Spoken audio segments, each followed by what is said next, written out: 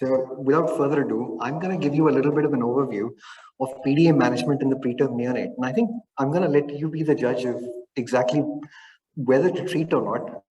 The key question from my perspective is obviously whether I might be able to convince you that there is actually no evidence for what we do. And a lot of what we do is based on individual clinicians and center-based management rather than actual evidence.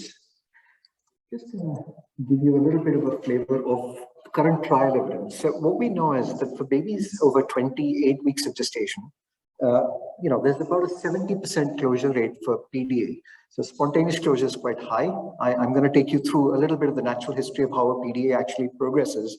But under 28 weeks of gestation, approximately 70% of neonates will have a PDA. Some of whom will have a hemodynamically significant PDA, which will cause problems later on in life. There is currently no trial evidence that actually shows causation between PDA and outcomes like intraventricular hemorrhage, spontaneous intestinal perforation, NEC, chronic lung disease, or ROP. There have been over 60 randomized controlled trials, the most recent of which has been done by my colleague, Dr. Samir Gupta, which is the Oscar trial. And actually, there is no high quality evidence the treatment of the PDA in an extremely preterm baby actually reduces mortality or improves outcomes of chronic lung disease, ROP, NEC, or long-term neurodevelopmental outcomes. There are, however, studies which actually show that NSAIDs are effective in actual treatment and closure of the PDA.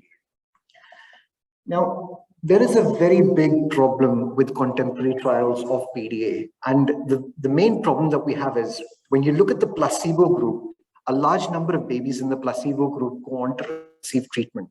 And that means when you look at long-term outcomes or outcomes like NEC, chronic lung disease, there's a huge amount of contamination in the placebo sample that will actually dilute those outcomes and then make it difficult for us to interpret whether there should be significant differences or not.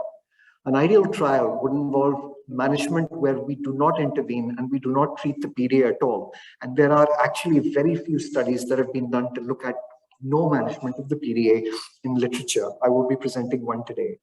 There are, however, single center studies done by colleagues Afif in Dublin, Dr. McNamara, which actually show that when you use judiciously symptom scores along with judicious use of echocardiography, you can identify an extremely high-risk group cohort of extremely preterm neonates where treatment done at the appropriate time not only improves outcomes, but actually reduces the incidence of long-term problems like chronic lung disease, as well as the incidence of NEC. This study, in particular, the last one, which was done by Afif and his colleagues, Nedin Guzman, has actually shown reductions in both chronic lung disease and NEC when the PDA is treated using that strategy.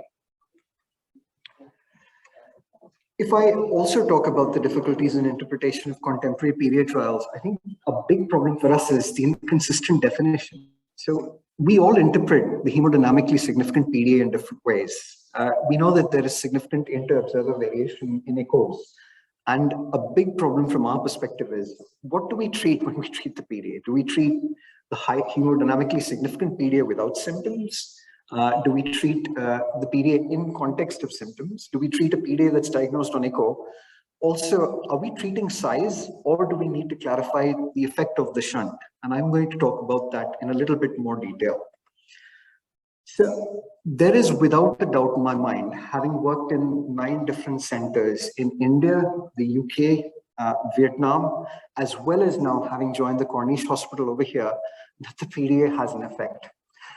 In my mind, the PDA is designed to offload the preterm heart so that the systemic circulation in the fetus actually is able to receive blood flow so that the placental circulation can oxygenate it.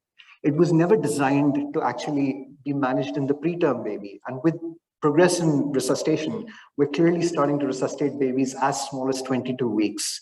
We intubate them, we give them surfactant, we drop the PVR, and what happens is this PDA basically shunts into the lungs and causes systemic steal, which then creates problems with the gut, creates problems with shunting into the lungs, causing chronic lung disease. Steal causes problems with spontaneous intestinal perforation, NEC, and then we can have systemic steal, which actually steals away from the cranial circulation, promoting IVH.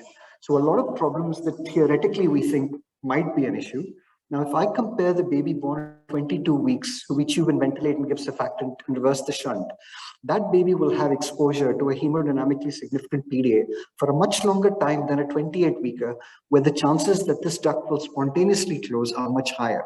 So clearly, what I want to take you away from is the spectrum which says that every baby with a PDA has to be treated in one way. Actually, what we've got to become better at is defining what a hemodynamically significant PDA and symptoms look like in babies between 22 and 24 weeks of gestation versus babies who are more mature, where there is less impact and where we think there is a higher chance of spontaneous closure in the context of not then exposing them to the side effects of treatment.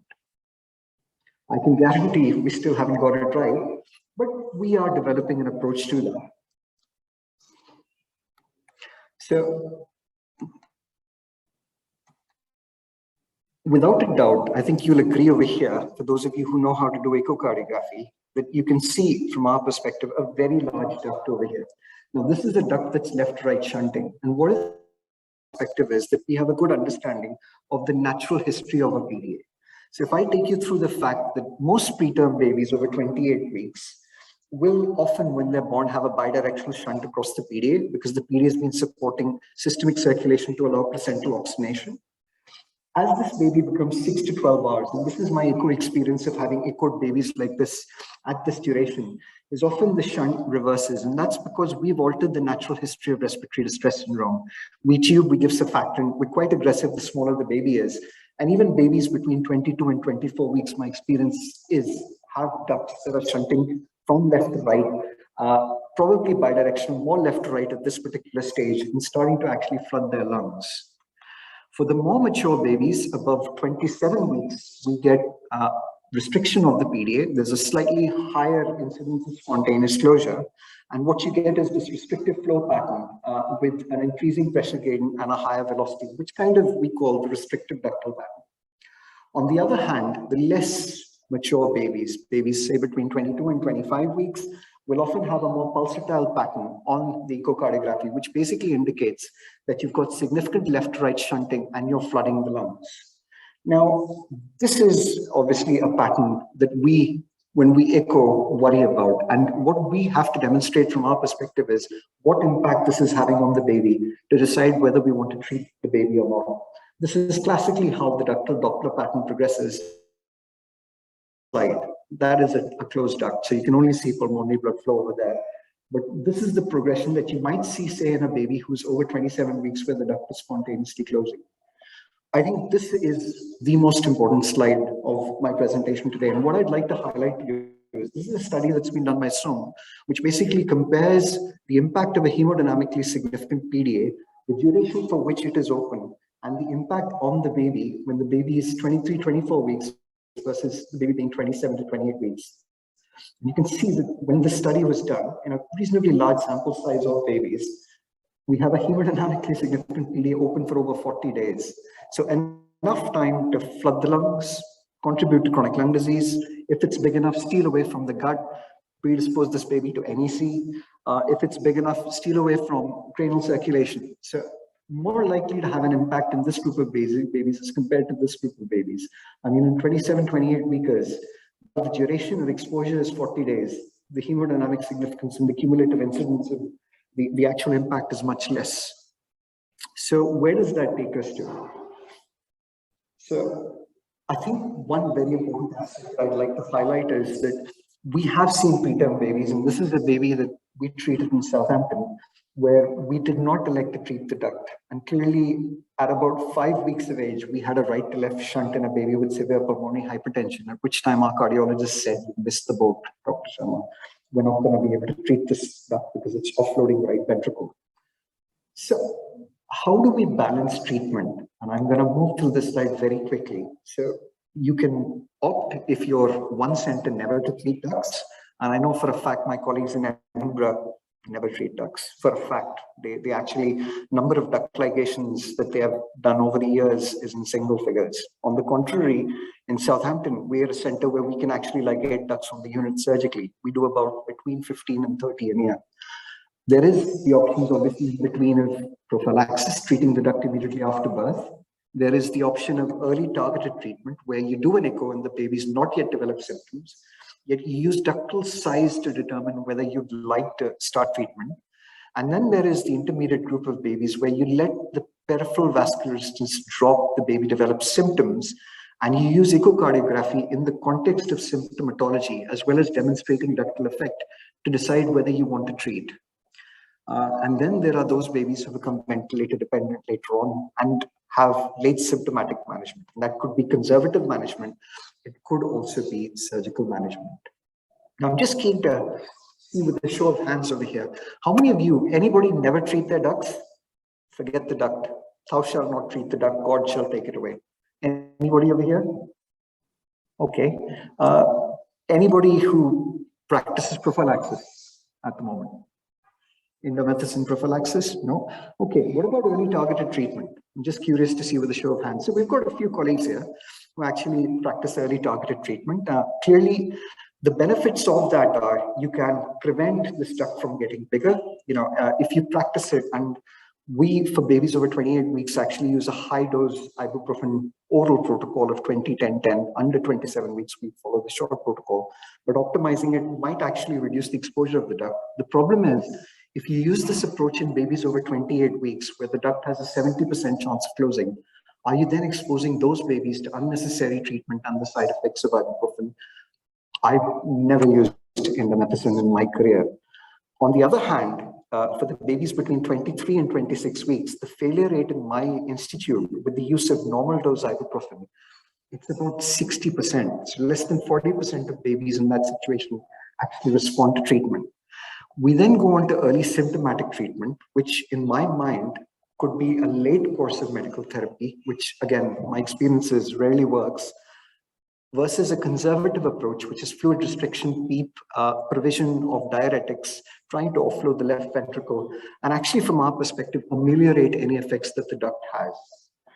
So if we take all these strategies, I would say that more or less in the UK at the moment, I'd say most centers would opt to follow early targeted treatment or a conservative approach. I don't know any center in the UK that currently practices prophylaxis.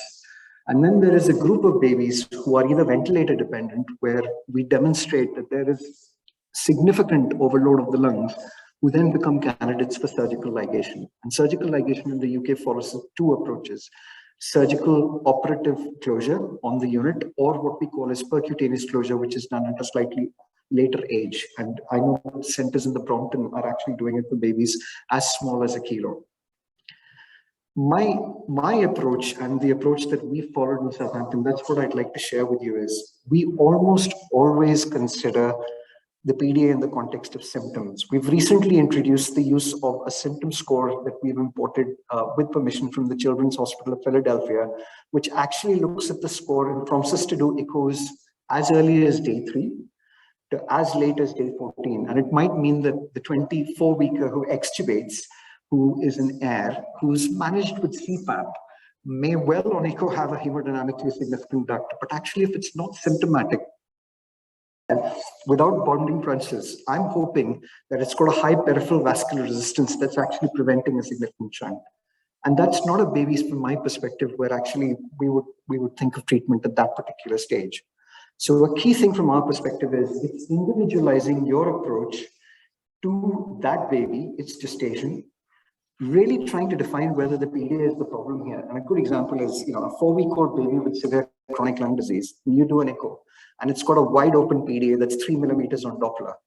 But actually, the problem here is the CO2 of 10 with bad chronic lung disease. Now, that baby might be a better candidate for steroids, especially if the ductal velocity is low. So I think it's very important for you to individualize treatment. And then it's the benefits of versus the risks of that treatment. And that's where I would say that a PDA ligation and surgery has huge risks and has to be considered very, very carefully, something that we discuss very closely with the parents. In terms of the bigger picture, as I've discussed, there's absolutely no evidence that treatment of a PDA actually improves any of the long-term outcomes. How do we proceed? So we assess our PDAs not just based on size, and I would argue that you need to move away from that if you're practicing echocardiography in the context of a symptomatic neonate.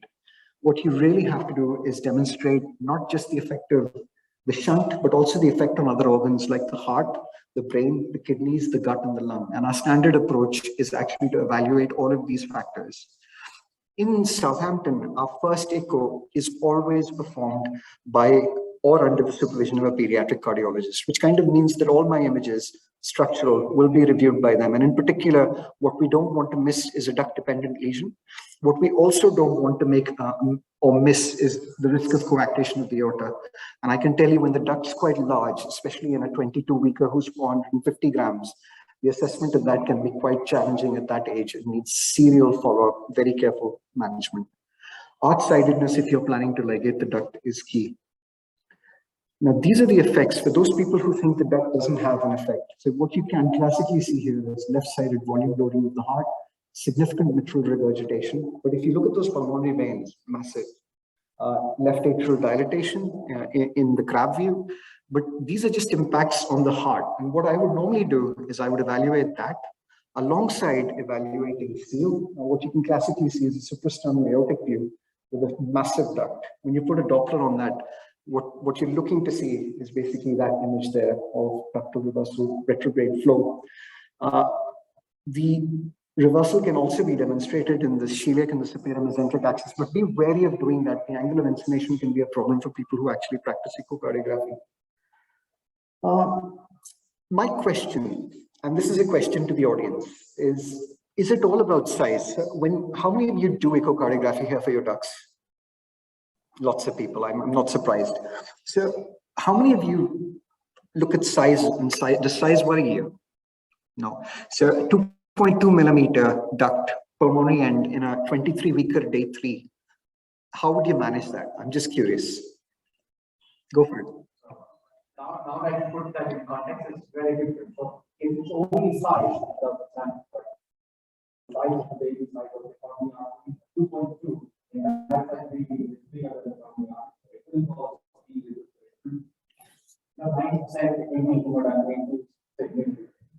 So my question there is, and thanks, it's really kind of you to answer that, is will it? And the reason I asked that question is day 3, you might have high peripheral vascular resistance. You might have a wide duct, which might be low velocity. So actually its impact on the lungs and steel might be much less. Now, there is at least one study that's been done by Martin Klukow, which actually shows that if you analyze a duct on day 3 and it's more than 2.2 millimeters, it is predictive of non-closure. But my actual experience is very different to that. And having followed ducts up, we often see large ducts, vascular resistance drops. If you're more mature over 28 weeks, a lot of these ducts will close spontaneously. So actually, as opposed to kind of just relying on size, what we've moved to do is trying to assess what the effect of the shunt is. And a very good example is, this is a classically overloaded left ventricle in a term baby, which is causing problems with heart failure. This is a baby who we just could not get off beat.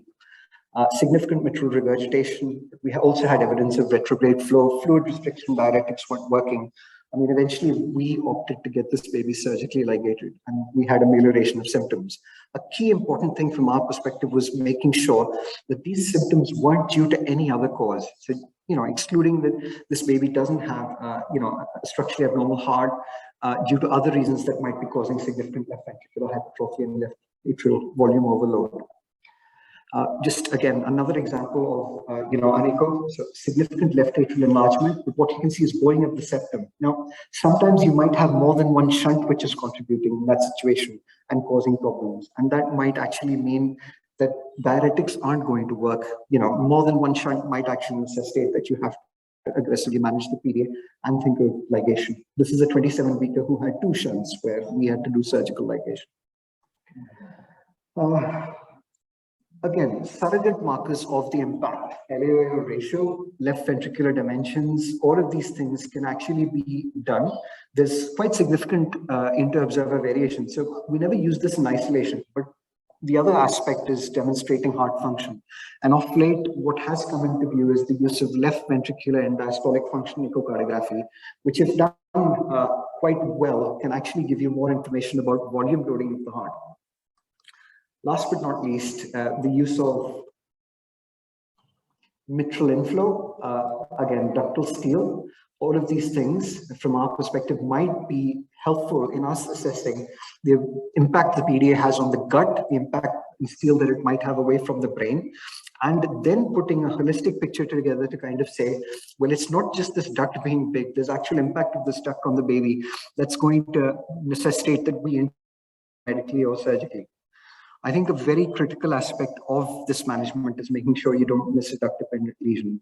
Now, this is a baby who was transferred to us from another tertiary center where they treated the duct without getting a full structural echo. So this baby was transferred to us because of concerns with regards to NEC after having had treatment with indomethacin. And clearly from our perspective had very high lactates, very, very weak femoral pulses, and had developed coarctation very early for the baby to have developed NEC at day 10 anyway. Now, just to end, what I'm going to do is contextualize the approach that different people take. So some of you would argue there is absolutely no reason why we should give babies indomethacin prophylaxis. You know, we're subjecting those babies to unnecessary side effects. You know, over 27 weeks, those babies have a very high chance of spontaneous closure themselves. Between 23 and 27 weeks, there's a very high risk of perforation, renal failure, acute complications. And then if you haven't done a full structural echo and you give prophylactic indomethacin in 24 hours, you close the duct, you're doomed. The baby's doomed. My argument is what you've got to look at is what your center suffers from. And there are centers who have very high rates of IVH. They have to look at, and the reasons for them then practicing indomethacin prophylaxis might be they want to reduce the risk of IVH. But my worry about that is, again, what are you measuring? What objective parameters are you using to say that the duct was the problem there? Early treatment and late treatment are practiced quite widely. And again, what I say is my take-home message to you would be that if you're deciding to treat the duct, don't look at echocardiography alone. Look at the symptoms, look at the impact the duct has at that particular point of time. Individualize your management to that particular baby. Think about the long-term complications of the treatment that you're potentially giving the baby.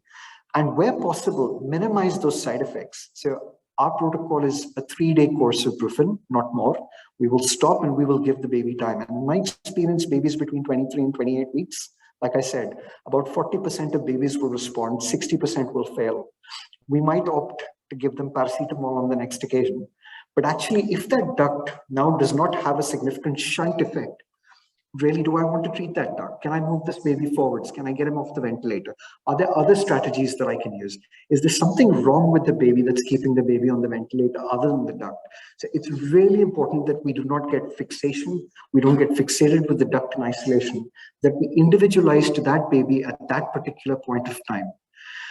My experience of late treatment and conservative management is probably the most widely practiced way of managing hemodynamically significant ducts after the first 3 weeks of life. It is probably also one of those treatments which has the least impact in terms of side effects. I think what is very important is if you're practicing it, you really need to think very carefully about what your end-term goals are. Are you planning to treat symptoms? Are you planning to treat the echo? In my opinion, what you should be doing is trying to treat both. Surgical ligation. Can I just say that I come from a center that has practiced surgical ligation for 33 years. These babies, they become very sick. In my experience, if you're ligating a duct to reduce chronic lung disease late, it doesn't work. So, you know, parents come to us expecting that the duct will get ligated and this baby will come off the ventilator and the chronic lung disease will get miraculously better. I'm sorry, that is actually not what happens. These babies become very, very sick. They often need inotropic support. They have very severe pain. They have severe pulmonary hypertension. We have now moved to a very non-surgical, non-interventionist approach. And I can tell you for a fact that of those 15 to 30 babies that are ligated, they're all from outside our center. Very few babies in my center in Southampton actually have surgical ligation of the duct. To those people who don't treat ducts at all, so there's this saying that they have, that Jesus said, "Thou shalt not treat thy PDA, and the Lord shall take it away." So can I just say that any dictum which says all or none, which kind of says, I will not treat ducts, or I will treat 100% of ducts, is putting babies at risk. What you have to decide is where this baby is at this point in its journey, what the duct is doing, clinically what you think the impact of the duct is, and then decide on benefits and risks whether treatment is actually in this baby's best interests. Thank you.